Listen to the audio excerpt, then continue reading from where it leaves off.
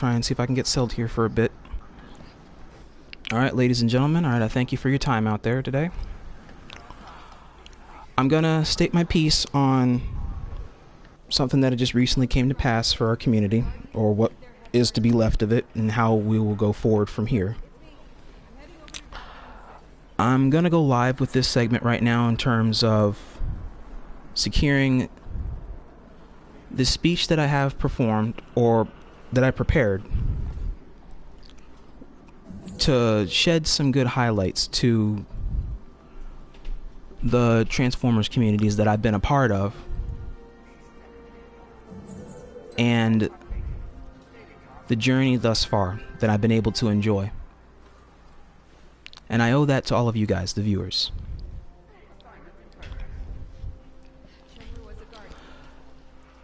To a lot of the past people out there, we have had our differences out there, and that's all well and fine.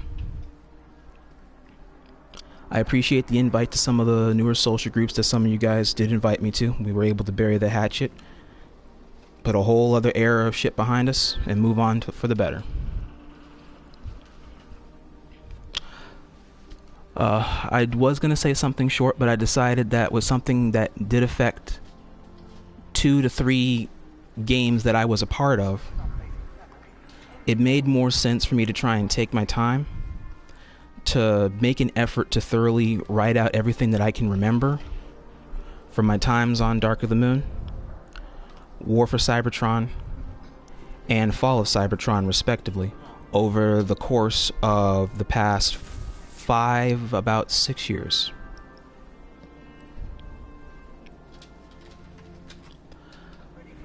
So let me pull up my notes here real quick, and then I'm gonna go on ahead and get started here.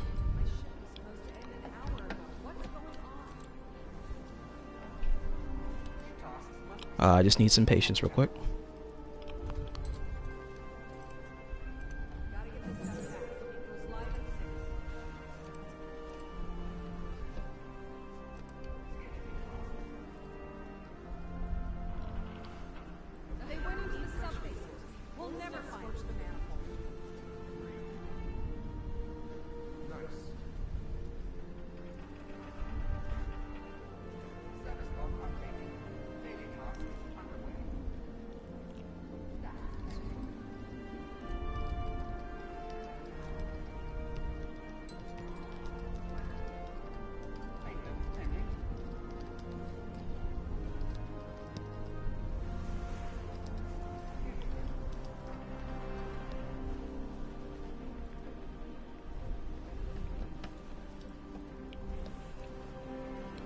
Alright. So, alright, and this huge loss in the continued progression of the Transformers gaming community. Alright, not only did we lose Dark of the Moon and Revenge of the Fallen a ways back, but we also now have lost Rise of the Darkspark, War for Cybertron, and Fall of Cybertron as well on April 16th, a couple days ago essentially. The reality of this event is still setting in with some people, and that's all well and fine. A lot of us are going through the motions in different ways. Some of you are sad, as to be expected. A few of you big kids out there are probably crying, and that's okay. Some are happy as shit, probably tap dancing right now. And some of you also just don't give a single fuck. All of these are perfectly normal ways to deal with the grief, whether or not you realize it, or how much you deeply chose to invest your own time, money, and feeling into the pastimes. Each respective gaming community had more than one era to it that affected a generation of gaming, and that also influenced a generation with a slightly different following approach in learning something or applying something from those that came before us. I stand here today for all the communities out there that can hear this message as one of the last primes standing here on our soil. As I cannot appropriately do this on Transformers Fall of Cybertron, I did this on the next complacent platform that can work for a number of Transformer players, of past, now present. I will start by briefly going into Dark of the Moon. There isn't too much to go into, but I did have a good deal of time back then when I had it. Able to meet a lot of nice people along the way, all of them that I'll lay down here. And so with Dark of the Moon, I had a very engaging, competitive, social, momentum-driven cycle. It was sizable to where many clans, based on good, bad, or indifferent direction, were founded on to establish the early clan battle ritual for die-hard warfare. Alright, take care, man. A time-honored gameplay that gave us a platform for newer upcoming streamers or YouTube gamers and lovers of the Michael Bay movies to generally promote the community, shed some growth to their servers, which created the stories of many online adventures that are to be told for years to come.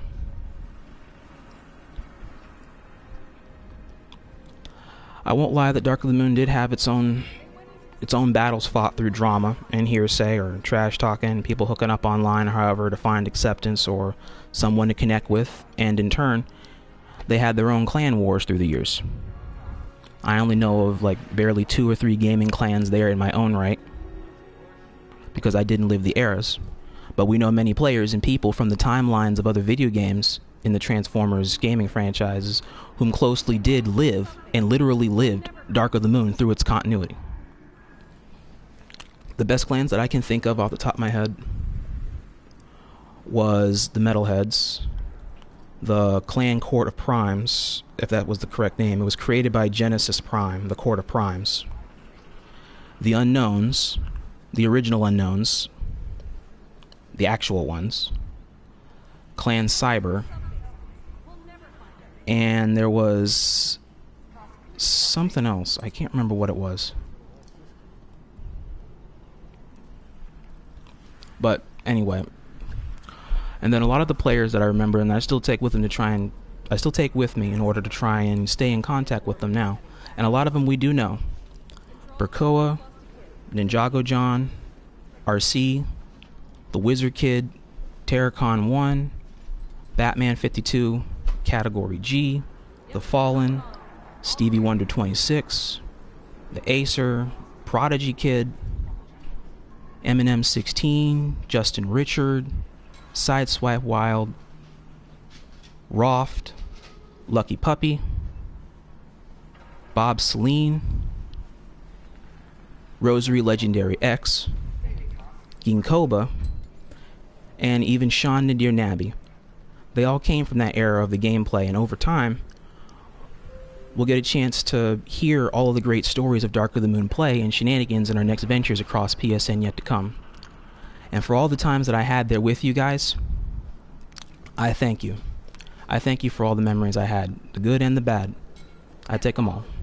Those levels haven't been mapped yet. For WFC, with WFC there was much to discuss there, and yet for those of us that lived through those eras, I don't have to recover too much. I will start with the fact that I am proud that WFC's life expectancy was, for PS3, not only did it get a chance to outlive the lifespan of WFC PC and Xbox 360 combined and then some, but also it was able to survive barely the onslaught of lag switchers or frame chassis glitchers, imitation hackers essentially, and then lastly modders that ravaged the servers as they pleased, as if they were untouchable, yet were sadly mistaken each attempt they tried by someone who was already ready. But before I speak on the closing stages of WFC, I need to speak briefly on the beginning and where it all started that I'm able to recollect. When I first came here to WFC community back in 2015, I was met by a friendly competitive group of gamers that sought to play online sessions with me on WFC.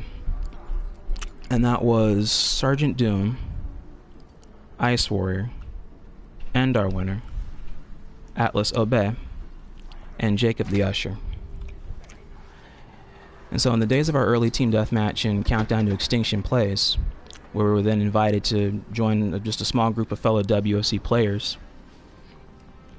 that showed us and taught us the ways of that next layer in gameplay, from casual to competitive, for improved survival as well as a better game sense in playing something that we all love, without losing the general focus on loving the gameplay for what it is. Can't follow the control. Those levels haven't been mapped yet. Bolts and Brains, Edjo, and Phoebus Prime did that for us, to pass on a good thing, or attempt to pass on a good thing to keep it going. And our eyes were opened up to seeing WFC on the outer layer compared to then learning about it or how to play it.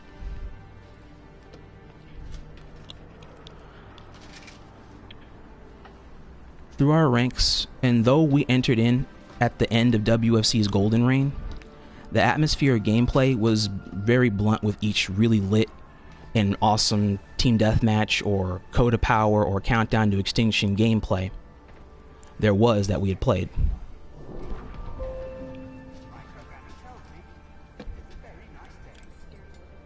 Okay, that's somebody. Supposed to end an hour ago. What's going on? Oh, okay. As I was saying, during those times in WFC, the good times incorporated a steady mixed rotation of players that you love playing with, or those you love fighting against. Players that generally boasted, bragged, or present great fun challenges without making it easy or too difficult.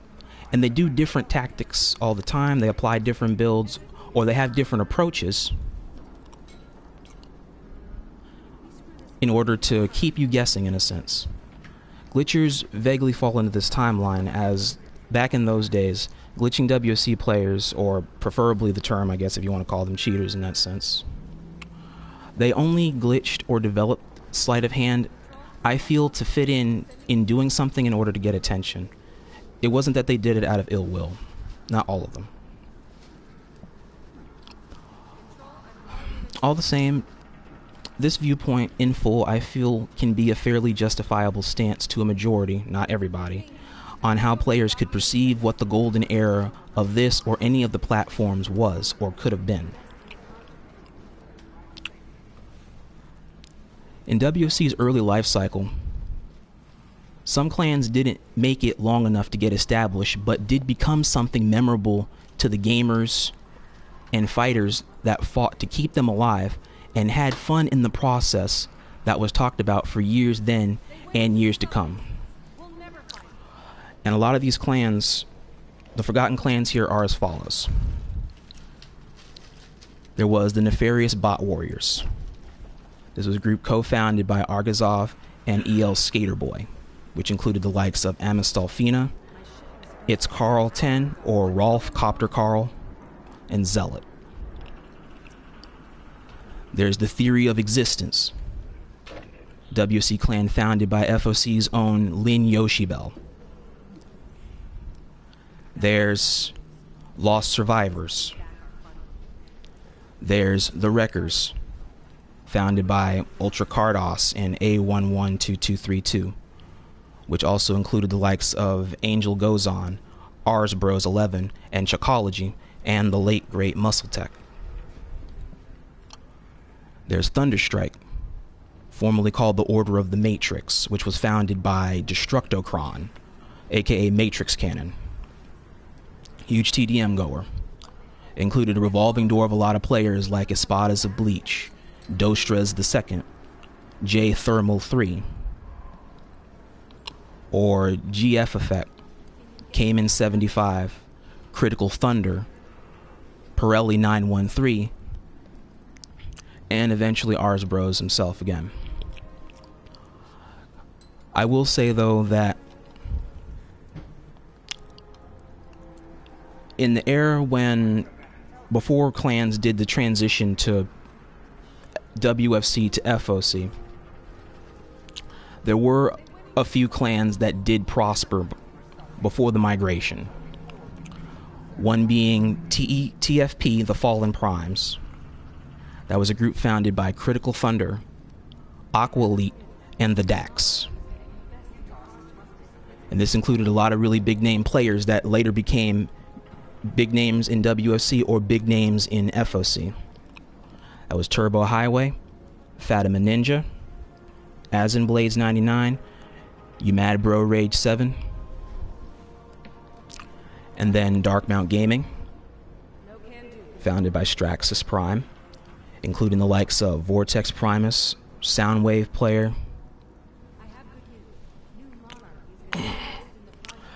Vortex Strudels, or Strudy as they call them, and Brawlimus.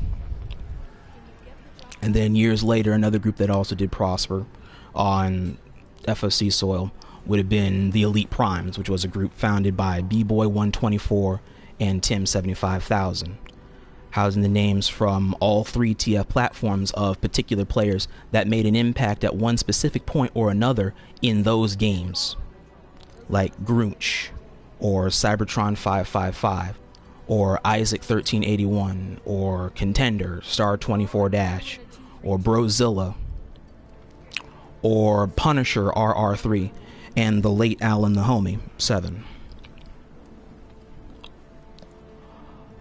One clan that did grow in the shadows of WFC was a small group that didn't last long, but it made a very big impact to give an idea about how to fight glitchers. And this was a group called the Anti-Glitchers Posse. This was founded by Light Endar 126, which incorporated only one other member that was rarely seen on the platform, but you see him in like almost every WFC video that big time YouTubers put out. This was a player named Shadow Beast 84. That clan that opened up the door to notes to study how to counter early glitches of WFC that were discovered. You didn't know how to fight them. The chassis swap glitch, the common weapons glitch, the uncommon ability glitch, it goes on. Those two took time to really understand how to make the approach should you have to go up against these types of things. That's a pioneering, I wouldn't say it's a clan per se. They call themselves a clan. I say it's really a group of people. There's not any real strange logic to have a group of people, small or big. The story of WFC of yore shifted completely left as the next generation of gamers would then be born from the ashes of past teachings in some given admiration and merit. But this would not be to the complete correct sense to honor the decency and value of WFC past moving to the present. And I'll explain as I go. Yep, I'm calling. All clear here. The later gen playing after those that created leaderboards, the original gamers having grinded the game to create that basic outline or status that they had for so long, had enjoyed the gameplay on the legacy made and not the game's genuine foundation. Everyone wanted to be as great as the past players on leaderboard that were always being compared to or brought up. Even I fell into this area for a while, as I wanted to face older players more while I could, and newer players less.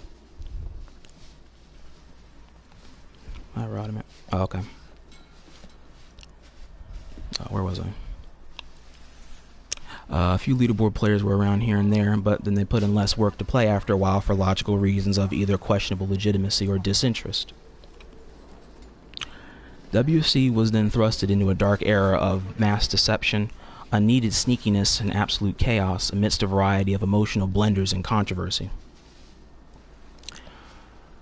Clan battles, which were originally dubbed clan wars from WFC's era of the CBL League, and it was one of the truest forms of group competitive PvP team and combat at that time, was shut down and was moved to FoC in the early events of drama, revolving around a lot of the early detected class or ability glitches that comprised games and players' integrity. Heading over to document 6.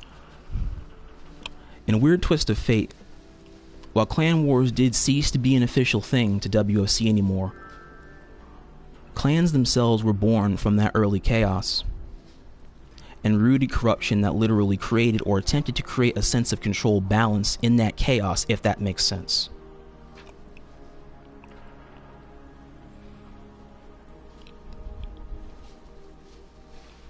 These corrupt clans, the WFC clans, ruled WFC itself in something like territories.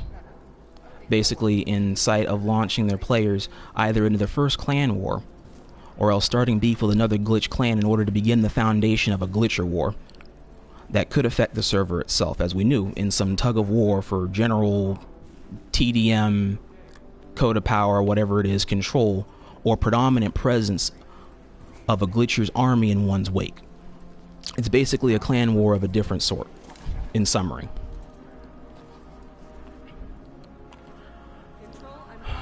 Another layer to the corrupted cycle amidst those glitched clans was the quiet players. A lot of players in WFC chat at those times noticed that there was always something unique about a player that kept their heads down or not outspoken or else was almost never seen openly. Almost as if to mask something or have another aura about them that's unseen to their persona. And a lot of us that were generally playing at that time were correct. In many of our groups or private sessions that we invited them to, which was away from the clan war, you could witness through many varying sessions that a lot of these players, kids, teens, or adults, as it were, could be in some really rare situations, were very amazing fighters. They had a very keen sense of character play, had a very amazing awareness, map sense, and very good reaction time compared to the entirety of the groupings that they were associated with, or that they chose to associate themselves with. And then players like us had wondered for so long why these great kids or teens have been associated with glitchers or the premise of glitching as long as they did. And then it hit after a while that they were looking for a chance to really try to play really fun games. Fun, intense game sessions that, in some sense, they felt they were deprived of in the normal sense to likely reach their full potential. This wasn't stated, but it was clearly shown through the years of activity demonstrated with each continuous era of the game, and the brief sightings of players unknown till those PvP times that just happened to keep pace with veteran gamers on the platform happen to rather surprising or, in some cases, very scary end results. I presented my findings once upon a time from observation to a lot of my WFC friends. Some of us made the push to want to keep playing these guys. Others didn't want to keep going through with that. I wanted to keep going through with this because they have a chance to become very skilled WFC youth if they go about it in the right idea, like how they've been doing, to get an idea about how to actually improve and not try to become dependent on a crutch to believe you can win or would be weak or supposedly weak any other way when you had the power with you all along. All they needed was just a boost, good confidence boost, or a bright light shined on them to show what they are capable of. And sometimes a lot of those players were given that opportunity. Other times there were some players that were not lucky enough.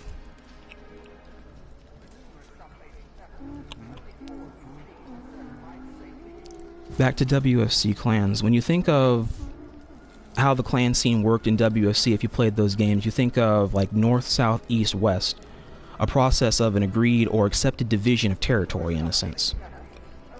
In this case, this was something similar to this, like quadrants, which was across different maps of WFC that each clan either came from or tried to establish some type of rule over. And it was split into multiple areas of the WFC underbelly, in a sense, if that's even a word. You have, I want to say there was approximately a good 6, there could have been more.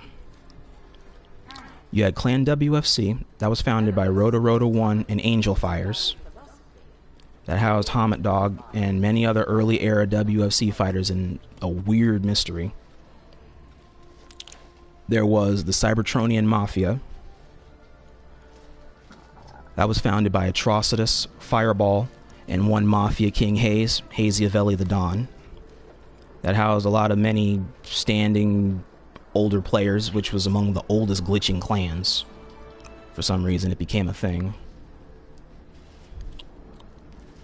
There's Demolishers, that was founded by AMB Banana, WW Smasher, California Fresno, DM Darkslayer, and Chris Ratchet. That housed many OG players, but it had a very swift end at the hands of a very sneaky and highly dangerous troll named SmartyPants04. There was Clan Ida, that was founded by StrikeMan360, and another dude, I can't remember who it was, but he kept himself out of the light for some unnecessary reason. Clan Atlas for a time. They didn't rise to be a power in WFC, but because of it fell into the glitching category because of the choices of the members that wanted to play for the clan, not the founders of the clan. That had to be made clear about Clan Atlas. That's why there's been such a huge ambiguity about Atlas for so many years. They aren't bad. The guys that made that clan aren't bad. The people that did play for them, it did vary from person to person, whether or not they were sensible or illogical. Those are the people that were irresponsible or chose to be irresponsible. Clan Atlas, that was founded by Atlas Empyrean, that was Ilya Denver, Atlas Obey, Transfan, DeLeopold33, Atlas OP, and Miscellaneous, Atlas Killa. And then lastly, there was another power that came along that did seize the hierarchy of the WFC food chain in the power struggle later on, that became an actual competitive clan in some sense. Even if it didn't last that long, it actually became a competitive clan in the correct sense, like what every other clan should have done. That was Clan Evolution, or Evo. That was founded by Denver and top player 2574. There is a story of another clan that sought to join their ranks of influence, and so it will be told now, because I know that story, but I will state the good and bad in full, and I will not bend the truth as the founder sought to do upon attempting to create his own impact in the quote-unquote right sense. And this is also, in some sense, when it's the cause and effect here, there is a silent victory to this, and I'll get into that also as I go. The name of that clan was called Titans of Cybertron, or TOC. This group was founded by TOC Queen, or the Cyber Queen, and another kid, a legendary glitcher in his own right that was despised by a huge majority of WFC on PSN for crimes of betrayal or mimicry of unjustified patterns, believing that they could work for him when it's failed for many others before his time, and tainting of truth of all facts. This was one Kenneth II. Titans of Cybertron sought to be the best clan ever on WFC, as its founder sought to stand out as one of the best players imaginable to the generation of WFC, that time. This was where he went wrong. Well, excuse me, this is where you went wrong. Your lie of having a clan full of 200 members could not be taken seriously, as there was never that many WFC players at any one time playing the game. There was a lot of people playing, yeah, but it was never like #1 trending, huge, popular video game like that. Like, fuck no.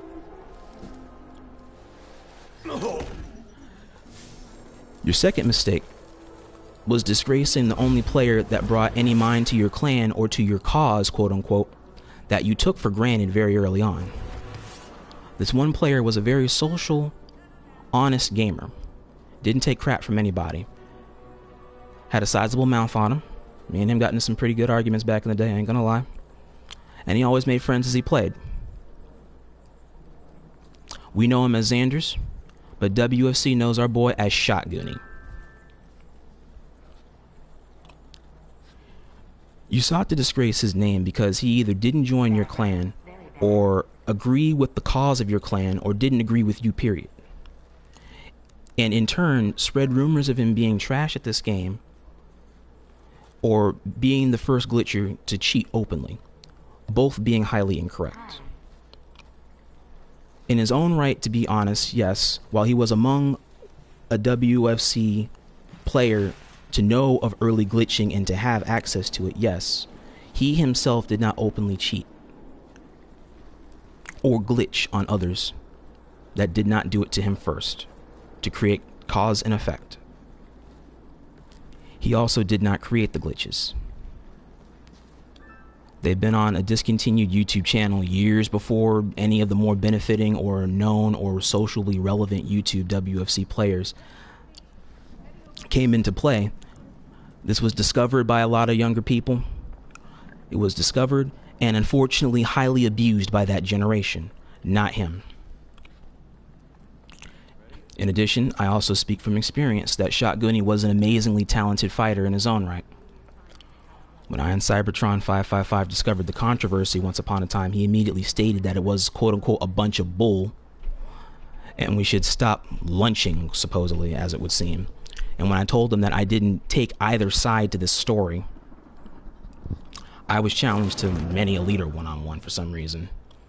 And in my experiences against Shotgunny, I saw the reason why Kenneth was against him. He's very good. Shotgunny is good. In turn, he was actually potentially one of the young players I was talking about that had hidden potential, usually unseen until that right moment. When you have the right motivation, you'd be surprised how good you can get. I'm almost certain, and I was certain at that time, that Shotgunny put Kenneth in his place at one point, running his mouth off, and feared that Shotgunny could do it again, unless you try to run him off. Thus the rumors started.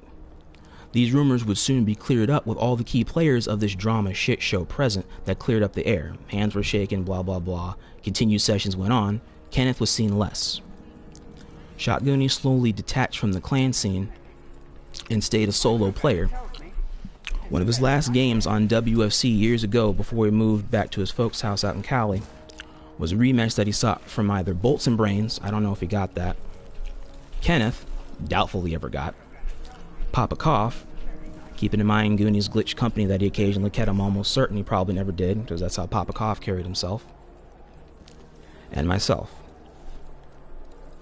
That match was played fully to a decisive 25-19 points on Goonie's win on the map that started everything with his love to that game, which was Streets.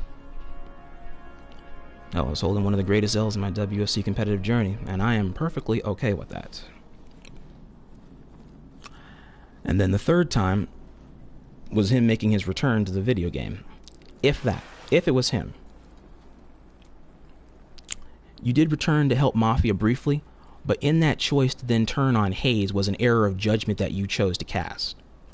As time went on, you went by the name Bass Boosted Songs, as a love of music compelled your playstyle, but no one in WFC ever knew if you still actually had access to the Kenneth account that you said yourself you'd never use again for the amount of hate and toxicity it caused WFC. If it was you, then this still applies. If not, then that's just a bigger chance that this wannabe stunt double only furthered an already bad image in WFC's PvP scene by your tag. You were not only shut down immediately and had your shit likely rocked by Nick, Mafia Grimlock 92, and Top Player, and Hayes, but was met by another wall that easily stopped any momentum from that account ever being seen on WFC evermore. Alright, bro, you have a good one, man. That same threat, stopping another threat, was here in the community, but many a player forgot that he's there until he knows something that can easily humble you or put you away, and you don't know it until it's too late. This man was a silent benefactor of the glitch wars, and competition could occasionally be funneled straight to him. This man was an iconic leader class, scout class main across WFC. He loved himself some battle pistol, with ridiculous ass aim, my dude. I can never forget it.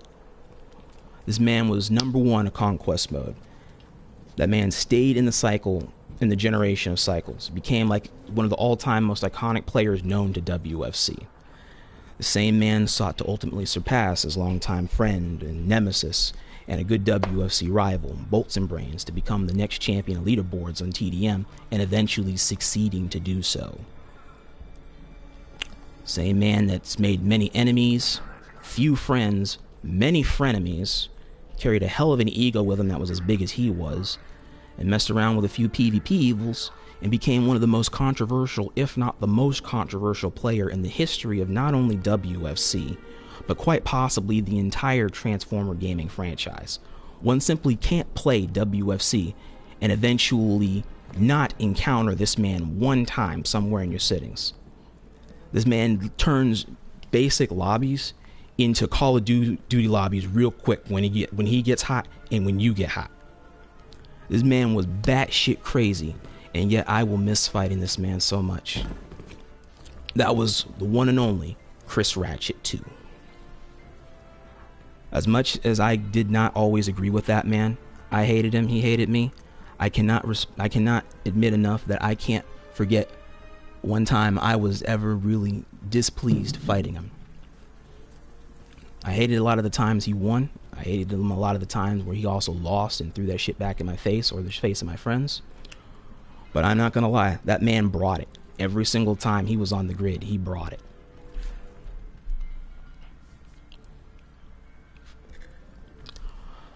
And so to conclude on this part for Kenneth II.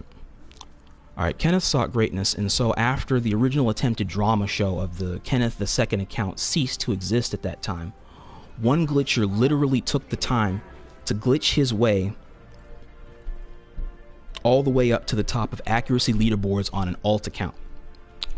That name stands as number one of accuracy leaderboards, or did stand as number one of accuracy leaderboards, and had stayed there for 6 full years strong, ongoing.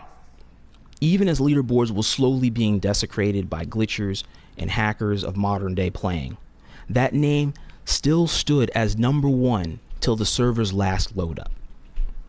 A symbol, if you will. A symbol that there is a sense of trust or respect among the shady players. And it's a weird example of the term honor among thieves, if you can believe that. It's a symbol of legendary and unrivaled bitch-assness that is to never ever be repeated in our community. And so this number one of accuracy PSN names, this Kenneth the Fag, apparently, as they called it, which stood there for years, will live on as a symbol. I have my suspicions on who that could be, but they'll stay reserved for my own personal curiosity.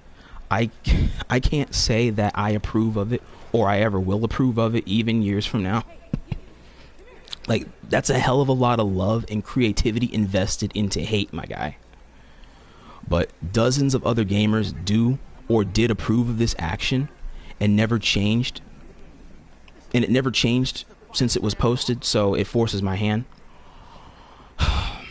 So all I can say is, alright, no lie, it's a pretty impressive feat in its own right.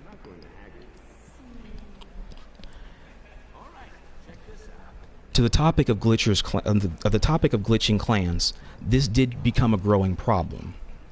Over time, it was more debatable whether or not older players seriously wanted to pop back into WFC and FoC as this was a growing concern, even if just for fun, because that fun could always be ruined when you least suspect it. Selfish glitchers, hackers, and eventually modders made that very simple premise to play great games difficult. Video games slowed down, sessions slowed down suddenly online, or they stopped, or people would disconnect whenever they got pissy from an ass whooping by better players, and it became almost impossible to do anything that you wanted to do without just giving up and going to escalation. A person could still seek great games to be had on WFC as long as you were diligent and respecting enough to house them initially. But the generation's perspective, or that lack of respect, fell to the wayside at possibly too many incorrect times, leading to more bad blood, or else players ceasing to play with any enthusiasm or actual merit from being labeled or caught up in unwanted drama. And this was like a cycle almost. You fast forward to modern day WFC playing. I ping it around here is around the time that modders ran loose. Glitchers were almost outdated. A lot of the shady people in WFC ran the show in select knowledge or intervals of intellect, and had a weird access or distribution of modded accounts or pending ISO mods. How all this played out was generally for control or greed or some false ignorant status at the cost of generally declining common sense. Players stop playing consistently or at all due to fear of being glitched on, or your ability to enter games is halted or timed out because these players don't want to face you, or they don't want to face you fairly, rather, for doing well or better than them or doing better than their friends. And they're robbing you of potentially great games. In the last cycle of play, the last days of WFC, around the same time as PS4 sessions were boosting, that was around late 2019, very early 2020, me and a friend could see a vague difference in how the video game was being played in these sessions. Players were still hard-headed, but so few of them were glitching or modding openly. Yet in private games, that was the other way around, as they did this constantly or very commonly and provocatively in others' fun intentions. The way this was seen during those boost sessions was that this was the best that they can do. In some sense, I feel that's the best that they could do, as there weren't really any good or skilled players at all to go up against at this point to enjoy WFC as it was or what it would have been. Relevant players that could enjoy it as it was, that did not take responsibility for the actions they did that sped up the process, and players whom had such dangerous modded files to play with that killed off the game's purpose to be enjoyed, that made this fun. These lingering players stuck to creating another layer to the gameplay with modded game modes itself. Essentially the presence of mods adding to the gameplay in an understood unison. So anybody who's left, if they had mods, you generally join in.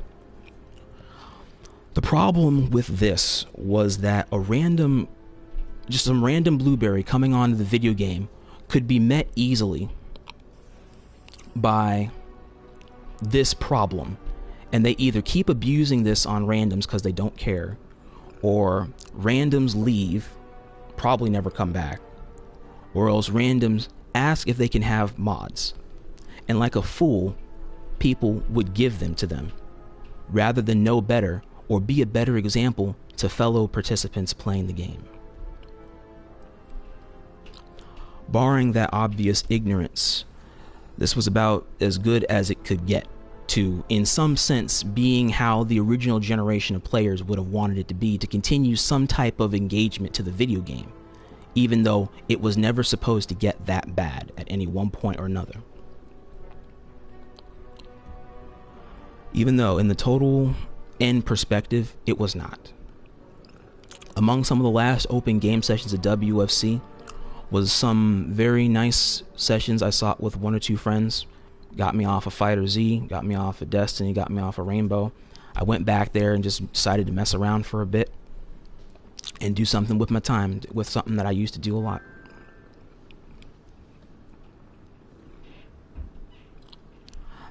One of the game sessions I will shed some good light on was one I do take with me from WFC out of all the matches that I've had throughout WFC's totality for years. And that was one I sought myself without knowing it against Pro Skills for the win. He had never played a 1v1 session on WFC before and was very curious about wanting to have one for himself, one of the legit ones obviously. I took some time from my schedule on the PS4 and some of my projects, and I've been wanting to try to see if I could make time for that match. And in time we did get a chance to see to that.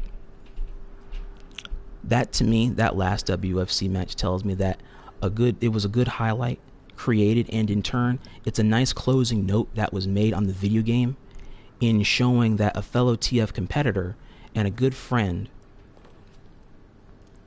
can enjoy his very first really nice match, a 1v1 on WFC grounds, having not played it like that before. Pro Skills is generally a known player to FoC, not so much to WFC. And this demonstrated in the bigger picture that great matches could be sought on great games with enough love and care to them.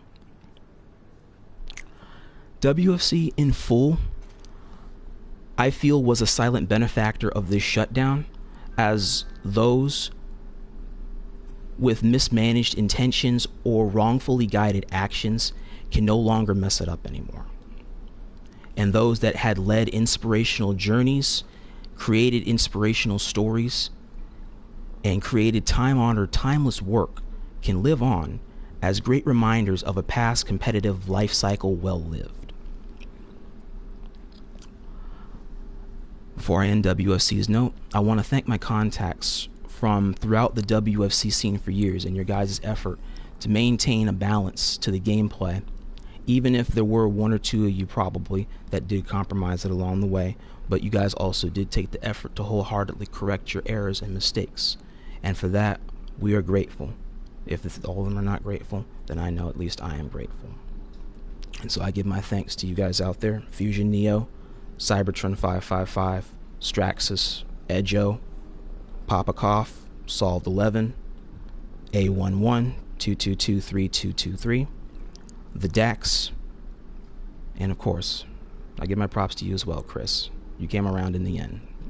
It took your ass long enough, but you came around.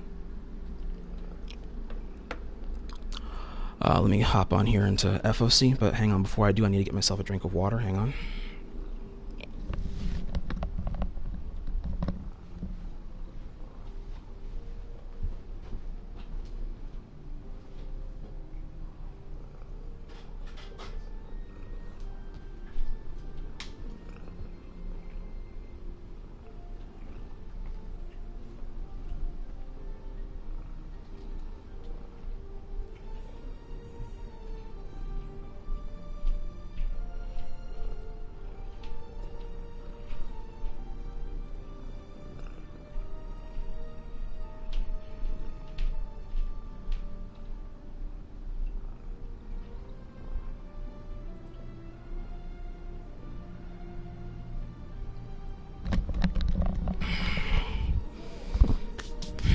Okay.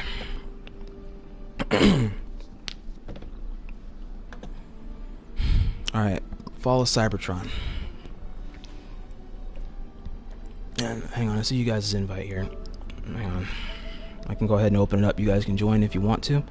I'm here present only until I finish up the rest of this here. So you can feel free to join if you wish.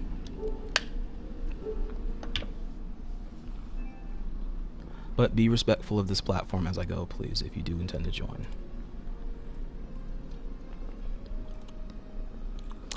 For FoC community. For this, I will say that from where it started and where it ended was two very different things. This started as something that was originally loved by adults, and then this ended as something that was enjoyed and loved by kids. And so this is a really unique fun fact about it as I delved more into Follow Cybertron's early setups for how, I guess, PvP or how FoC civilization essentially happened. It was originally founded by adults, and it was played more by adults than kids at the beginning. And these were a lot of adults seeking good and amazing online sessions with other like-minded gamers. These players started Facebook and Twitter social groups to set up early game sessions with other adults for Capture the Flag or Headhunter.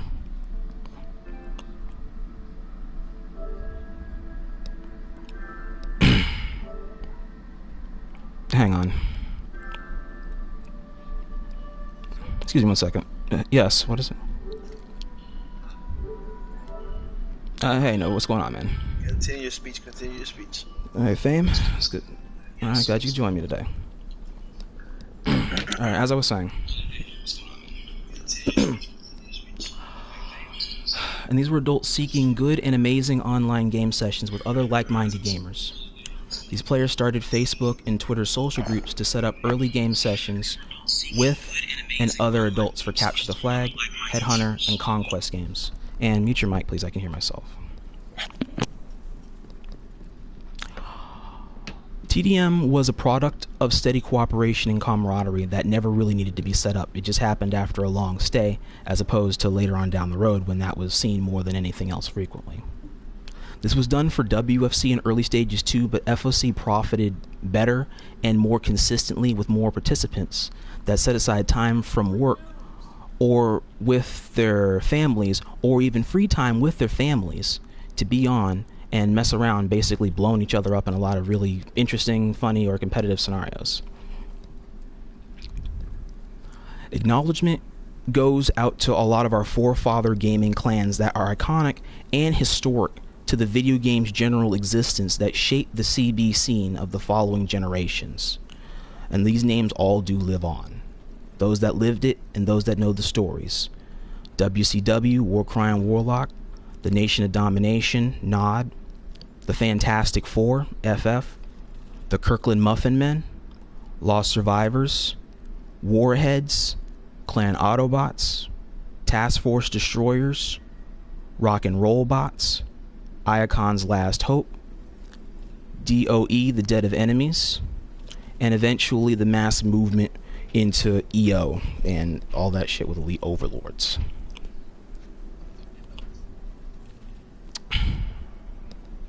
Ellen might be listening. Look, I'm not gonna lie. Iacon's Last Hope is the most badass name in all the Fallout Cybertron history. I know, right? Like, that was a really nice name. Why are retarded asses and not like think about names like that? That's the thing. It was just something really basic back then. It just happened.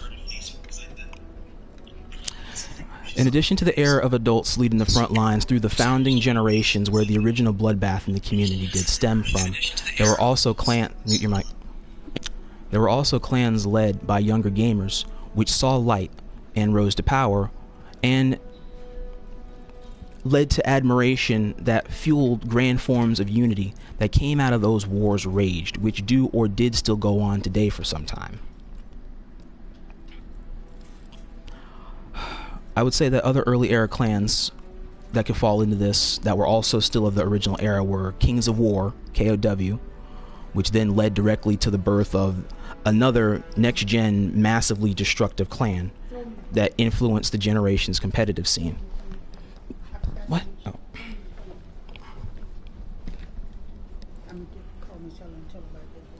Yeah, do what you gotta do.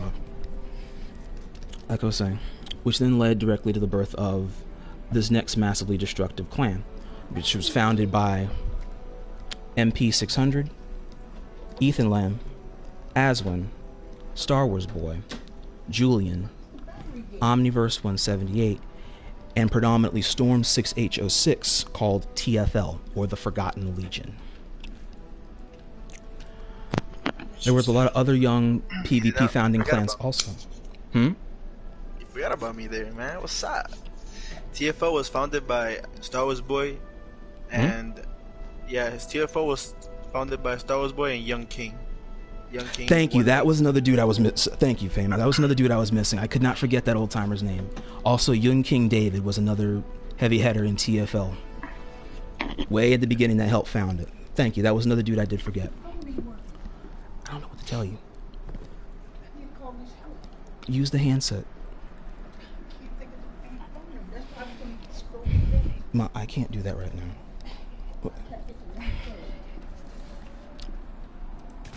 Anyway, alright, other young PvP founding clans as such to stand out there was one small group of friends that did spread into a controlled wildfire of warfare of one such group that was called the Masters of Destruction. Excuse me, audience, I will be back.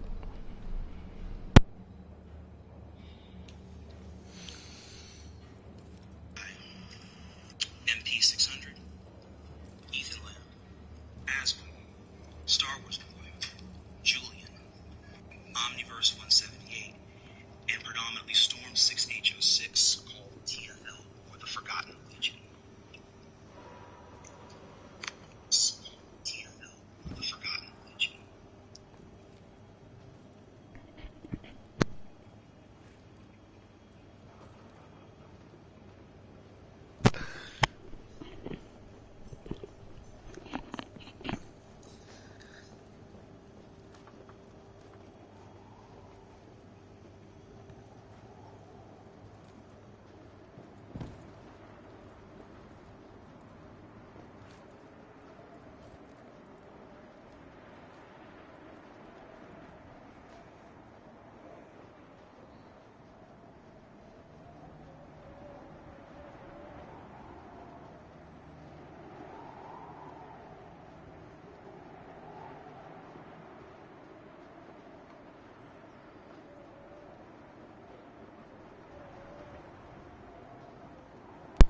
Okay, I'm back.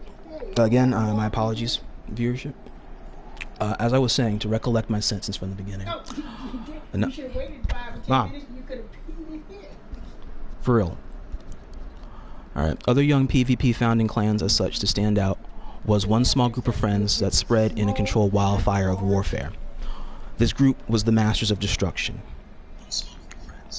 which was founded and directed in battle by a group of friends that grew to be a very huge, inspiring clan to the game, and the players themselves became very pivotal in the PvP scene.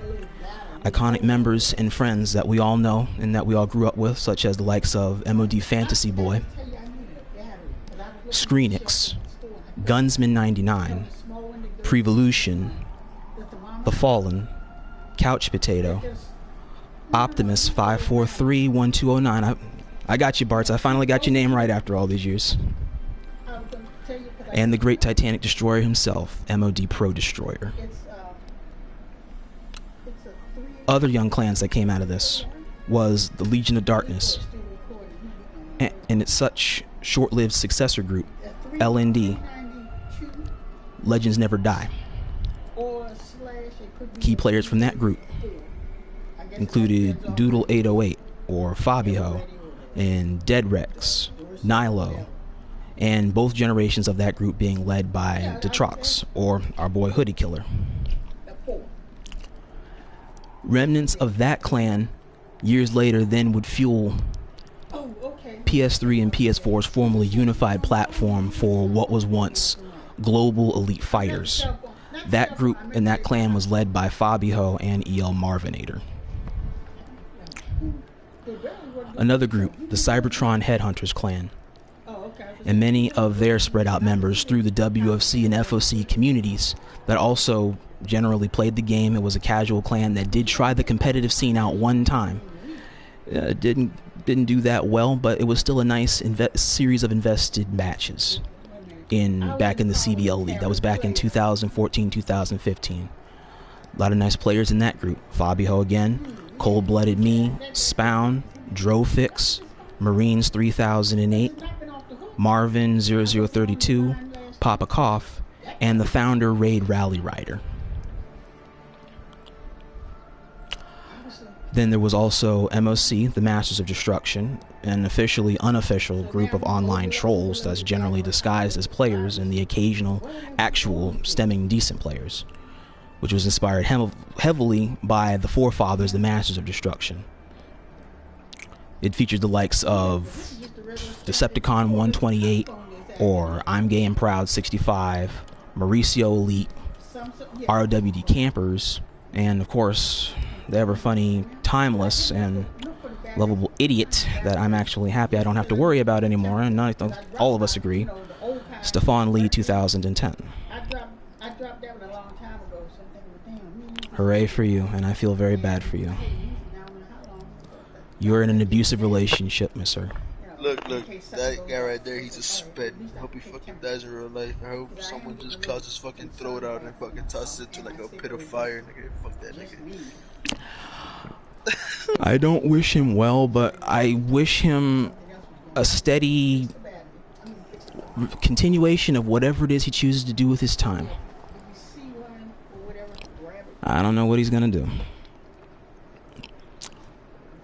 Remnants of MOC here that were actually serious about wanting to do battles that felt like they were held back by MOC fueled a movement into a later clan called Kings of All, or KOA, which was led by a fellow foreign gamer that we know called Nanix, or Mr. X 2002. And lastly, there was also a group of very loving and silly, strategic, really funny UK gamers following a dream in their own right, whom took time to show us some really great tips and tricks through the gameplay that enriched great gameplay itself, as the cycles continued and as their influence affected so much unique, creative civilization and a less total sense of barbarian aspect into general PvP sense. We owe that to one Dark Mount Gaming. These groups were all forerunners and frontrunners, leading the forefront of next-gen clanning after the golden era came to a very beautiful conclusion. Okay, yeah, so who grabbed one of them? Short or lengthy, the creative waves rippled across time in the game. Okay, I'll do that. Okay. TDM itself was a very mass scene of beloved chaos that could always be embraced for years. Same goes for Capture the Flag. Same goes for Conquest, Headhunter. At the beginning, all these game modes were embraced heavily, and then over time, I feel were taken for granted and just were given more spotlight to Team Deathmatch unnecessarily. And then straight PvP is just where it ultimately ended up, hands down. There was mountains climbed in all these game modes to get the MVP from people, get it from your friends half the time, either on your team or on your opponent's team, or heck, even just to generally secure it yourself and keep it there. You think of TDM or Capture the Flag, Conquest, what have you. For this game, FoC, you think of names like Lin Yoshi Bell or Omega Saccharin, Atlantean Tiger, Moonwalker, Mr. Green, Jovimac, Keys 1971, Quentin's Vaughn, Jedi Saber, or MG Diesel Fuel, or Sadie X, Jiggy Kiss, or Boudreaux Bear, Brahmasu, Half-Life, Never Madness, Bane, last second, but I'll give it to Bane too, Black Label, Tyree, LGFMB, Diablo Shadow, AK-47. It's so many memorable monsters that enriched a lot of very good return to the PvP scene time and time and time again in very creative sessions through the years.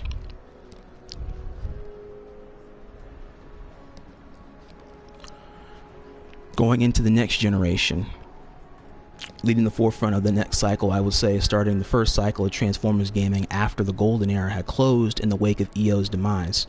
That was when Elite Overlord split into 3 separate clans that then ran the PvP cycle of intensity and integrity in numerous heated matches.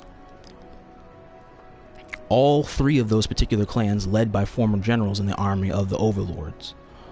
EO originally being led by Numtees and Yugal, and then was succeeded by Lord Megatron 187, Star Wars Boy, and Yugal respectively once it became EO into EL, however that whole situation came about. Those successive groups that came from that was the Lightning Strike Coalition for one. That was founded by Torquinus and his eventual successor, the Lightning Scout, our boy MZDZMZ. And one Pride of Fastoon, founded by the Wolf of FoC, Ethan Lamb, and one strategic soccer-loving guy, I don't know, AB Jagadar 11.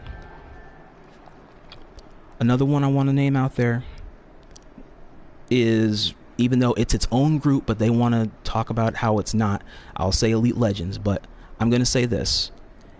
It's being its own successive group with the same name and comparably smothering dominating presence, as much as they want to sit there and say that it's totally different. Let's just be practical here, people. EO and EL is the same damn thing.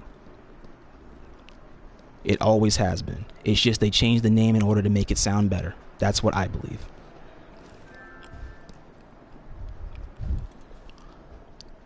Continuing on into the next cycle, leading the forefront of the next cycle after the golden era was an idea that was started by just 3 common escalation players and a decent PvP player with a not so common idea that brought all of us together for the purpose of playing with friends. And how that one June 2015 weekend idea that just happened to become one of the most recognized PSN tags of modern day gaming at that time in the TF scene, everybody wanted to be on board with and everybody wanted to be a part of, as old as the name did become. That was one tact. Leading the forefront of the next cycle, starting also in the next thing, was 4 players causing trouble in PvP that all united forces to become a threat in order to be a bigger threat one day, taking into account how many times the clan died and then came back from the ashes of its own defeats. This was one ancient Cybertronian Warriors.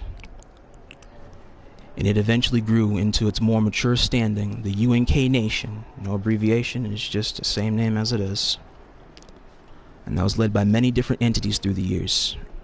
From ACW Grimlock, Darkrai, ACW Swoop, Joey 14,000 Power, Wheats, Apex Primus, Angela Bays, EL Marvin, Unknown Legion, Swifty Mongs.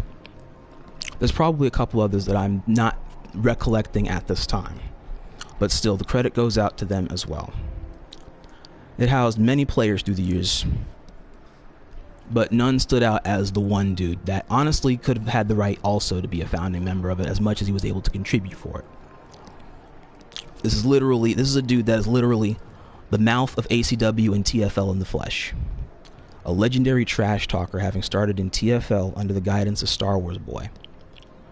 This is the second successive player to apply such a Destroyer and Titan style next to Mr. DJ 1999, and the only young man to be the full successor of Star Wars Boy's play style, having trashed the original successor more than once to lay claim to his goathood. A gamer that, in a tie game standoff once in an EL versus ACW call, successfully manhandled and championed 3 legendary leaderboard players. LM called these dudes back off of PS4 to fight this clan battle. He held them all back to back by himself. A guy that fought many powerful warriors in his years across the competitive activity of the game, PS3 and PS4 from time to time, whenever he gave a damn to actually just be on PS4 to say, hey, you know what, fuck it, I'm just gonna go on PS4. Went from a young, smart mouth boy into a smart alecky, yet wise and very prosperous young man. A player that can humble anybody if your ego is bigger than your brain or general common sense. It's secretly what he does best. You can be among the best, but you gotta be ready for a guy like him when you want to lay claim if you haven't fought him or his sort of strong players from a time of yore. The self-proclaimed goat of goats, one Zephyr, better known as the Fame. Am I wrong, Fame? Thank you. But I'm a nub. Such a nub, though. Alright.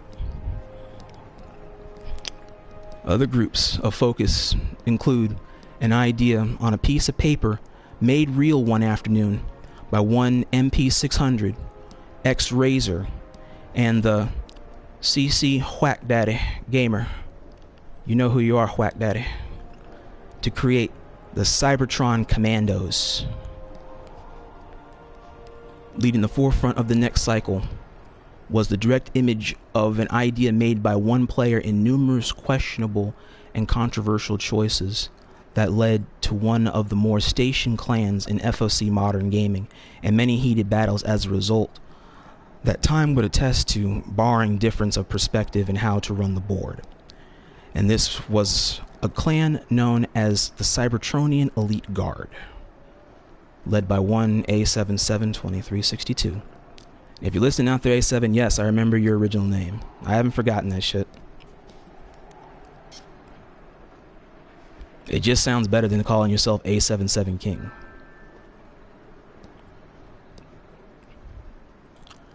Also, leading the forefront of the next cycle was one newer UK-based clan that made a very huge impact fast in the CBL League,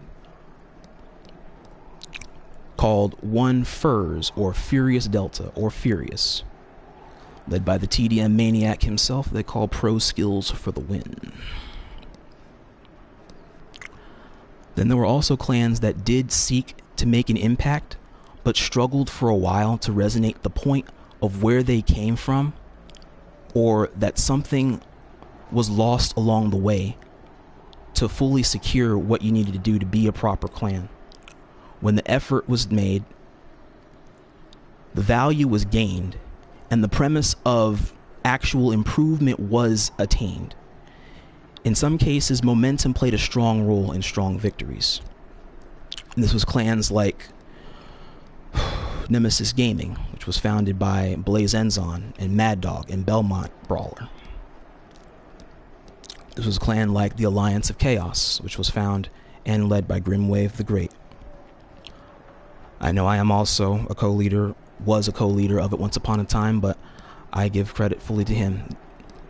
AOC was completely his idea, and it was his love. It was the love of all of his friends, all those kids that drove that clan to want to be something. I could see that every day those guys trained, every day they practiced, every day they called me asking me for tips. I could feel it. They really loved that clan. And another clan that didn't get the chance to be something, but it is something I know to the player. And that was the Cybertronian Defense Force.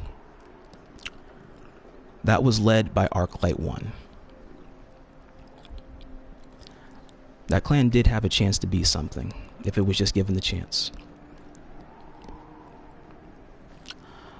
A notable mention that I will say also as a clan that did make a very good impact, as small as it was, short and sweet, does define this. It hit the CBL circuit last second, but it hit hard. This props goes to the one and only clan Havoc, and that was led by our boy Shadow Man, and it was led by Gunners the Beast.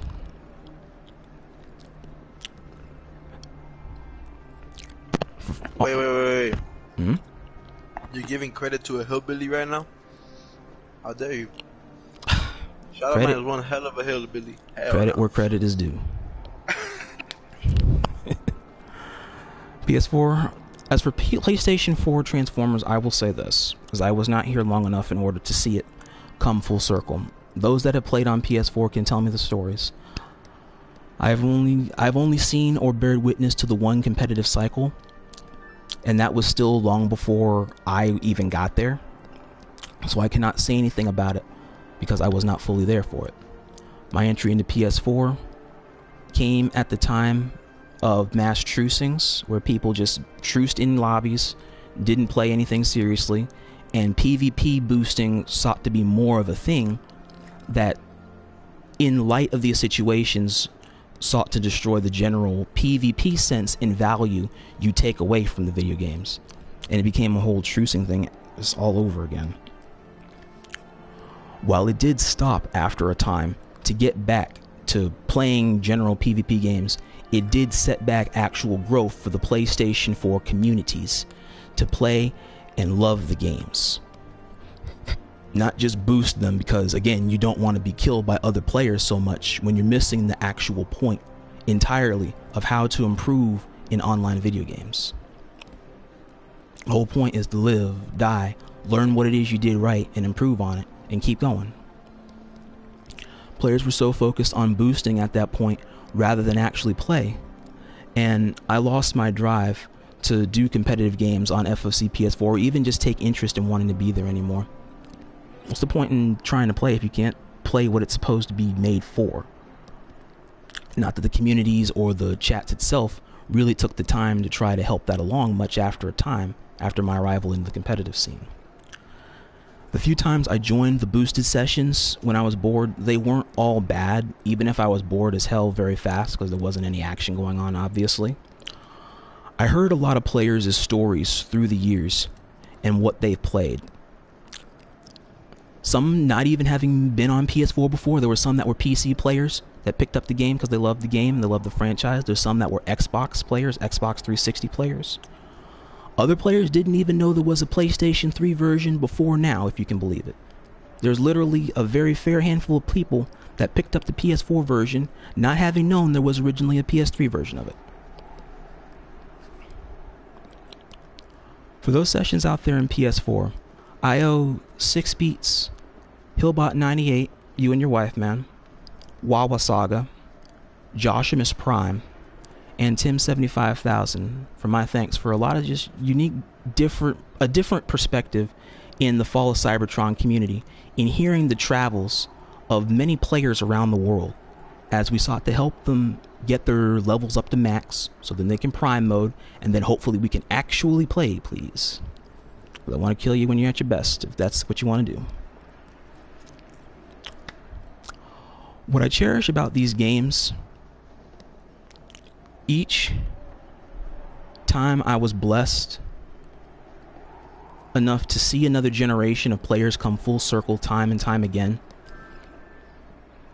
is two things that have always happened each cycle.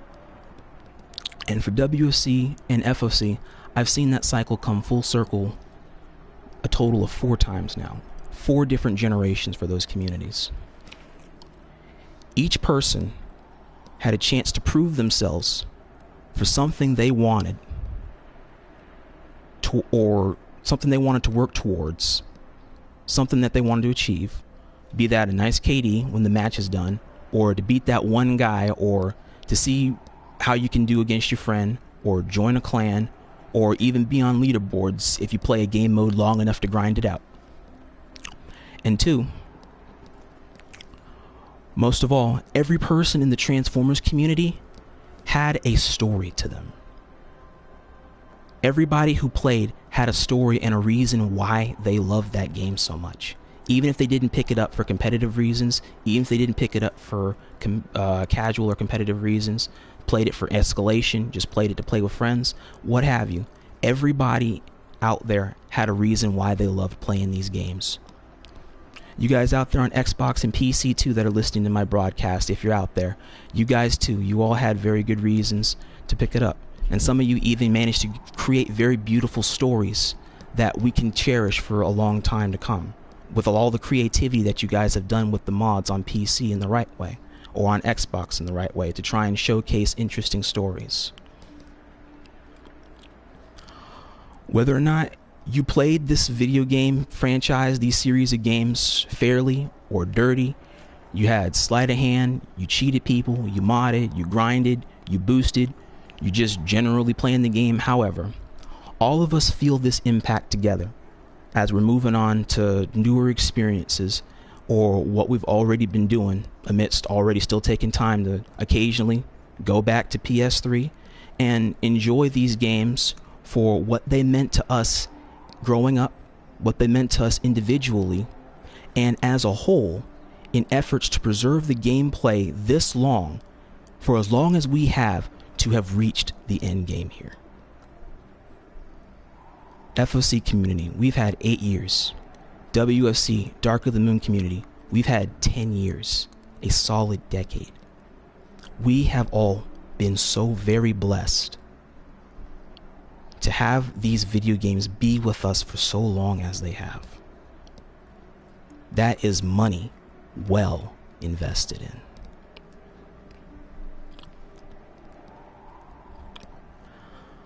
I'm going to end this on a quote real quick, and then all of us that are here right now in my lobby here, I want us all to see if we can go ahead and take a bow or a salute. As this, in this quote, and this was quoted by one of the primes on PC, is that as this is to be the end of our cycles, we pay good tribute to everything that we have built up, loved, sweat, cried, and raged for,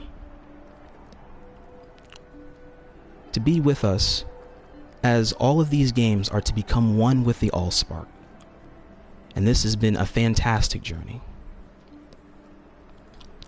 On that note, let's take a moment to sit in respective collective silence to honor the names of all these that I had mentioned, the struggles, these battles fought generation after generation after generation, the bloodbath shed, the love, the hate, the understandings of all these players that were here, and the legacy that these games leave behind in all of us, big and small.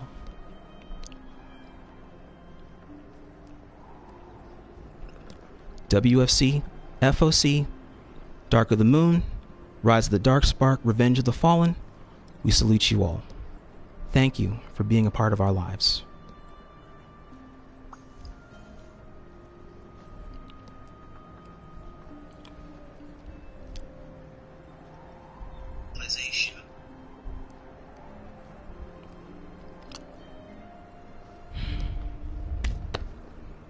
Okay, and on that note, that will conclude my speech to the Transformers community continuity. You're always free to leave your thoughts below if you like. Leave a thought comment, however, feel free to talk about your journeys and experiences through the game. I'd be happy to sit and read them all.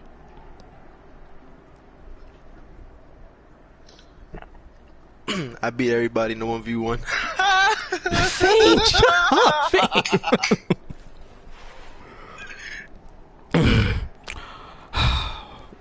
But anyway, guys out there, that does conclude my speech that I wanted to give here to the community, as to just give it all a really good send-off here on a good note. And so right there, I'll end it here, and you guys know what I say, like I always say. For the AllSpark. For the AllSpark, for Optimus Prime, and for all the people that inspired me, and for all the people that I inspired through the years as I continue my work. Till all are one.